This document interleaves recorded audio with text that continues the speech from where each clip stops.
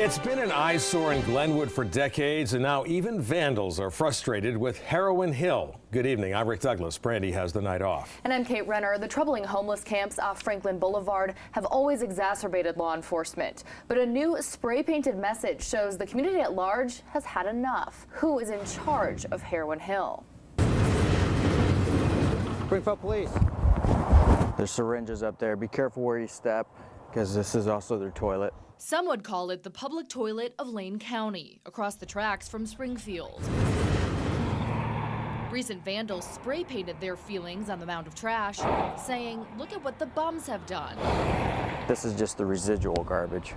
Dozens of transients call this home, but no one is maintaining the housekeeping. I'm not surprised that we haven't ran into anyone, because during the day, you know, they're coming into the city. The city would be Springfield, where Sergeant R.A. Lewis patrols. But it's not Springfield's jurisdiction, even though sometimes Lewis says he wishes it was.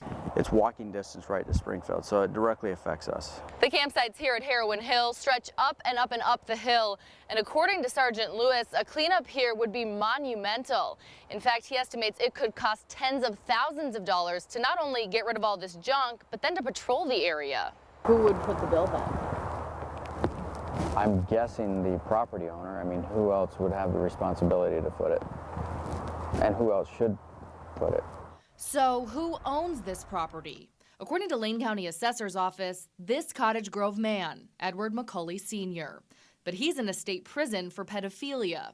His brother Bill has the power of attorney, and Bill says he filed a complaint to evict the trespassers last summer. If somebody is trespassing and you think that you've resolved it by sending a letter, we don't know if there's anybody there or not, because there's not a report stating that somebody's there right now for us to deal with.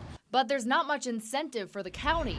And we're not in the business generally of patrolling private property. Nor is there incentive for the McCulleys, knowing they'd get stuck with a huge cleanup bill. It's kind of a resource sucker. It just is.